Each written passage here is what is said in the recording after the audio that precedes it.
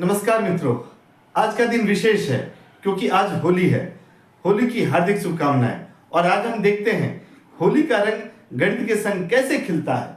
तो होली जो पर्व मनाते हैं, उत्सव मनाते हैं, तो सबसे महत्वपूर्ण चीज होती है उसका समय और उसकी अवधि, उसकी तिथि क्या है।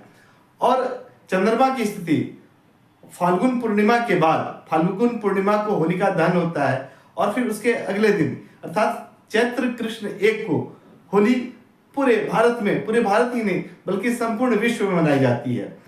तो इसका निर्धारण त्रिकोणमिति और सूर्य सिद्धांत के आधार पर होता है। बिल्कुल गणितीय कनेक्शन है इसका।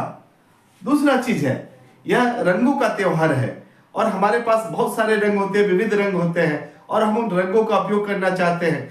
मान लीजिए कि आपके पास 5 रंग है और उसमें से 3 रंग का उपयोग करना चाहते हैं, तो किस प्रकार से कर सकते हैं, उसका निर्धारण कैसे कर सकते हैं। तो उसका जो सूत्र है NCR बराबर factorial n divided by factorial r into factorial n minus r। इसकी सहायता से 5 रंग है, अब 3 रंगों का उपयोग करना चाहते हैं तो कितने प्रकार से उसका समायोजन कर सकते हैं, इस फॉर्मूला से आप ज्ञात कर सकते हैं। आप देखेंगे तो 10 प्रकार से आप 3 रंगों का समायोजन कर सकते हैं। फिर गुलाल उड़ाने का प्रक्षेपण, रंग और गुलाल उड़ाने का प्रक्षेपण। होली में तो रंग और गुलाल ही उड़ते हैं और हम चाहते हैं कि हमारा गुलाल दूर तक जाए, काफी ऊंचाई तक जाए, हमारा रंग काफी ऊंचाई तक जाए, काफी देर तक हवा में रहे। किस प्रकार से, तो अधिकतम ऊंचाई, हम अपने गुलाल को, रंग को अधिकतम ऊंचाई। और यह देखिए, यह भौतिकी और गणित का दोनों का सुंदर समायोजन है।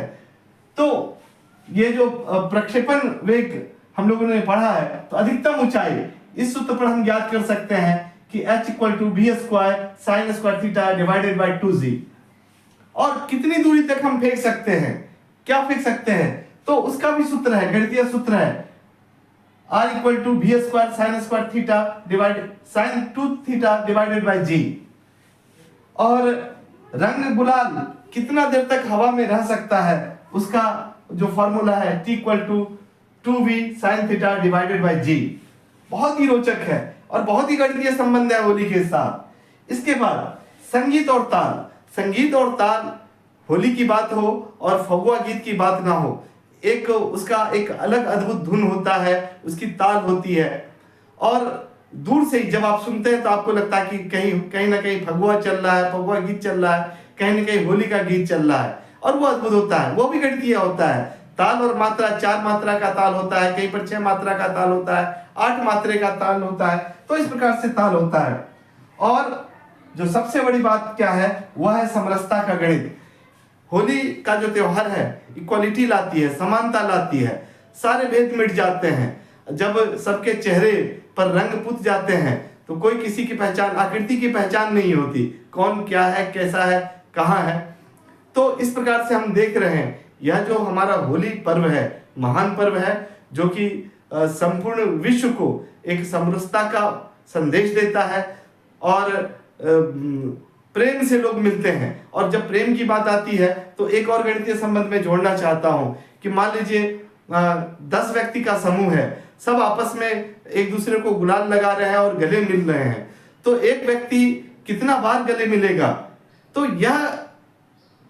यह भी एक मैथमेटिक्स है। और कहने का तात्पर्य है कि यदि हम मैथमेटिक्स खोजते जाएं तो हम कितने रंग का प्रयोग करते हैं, हमको कितने व्यक्तियों को रंग लगाना है, कितने व्यक्तियों को गुलाल लगाना है, उस हिसाब से हम गुलाल का क्रय करते हैं, रंग का क्रय करते हैं। तो यह पूरा जो पर्व है, उत्सव है, यह गणित पर आधारित है, मैथमेटिक्स पर आधारित है। एक बार मैं पुनः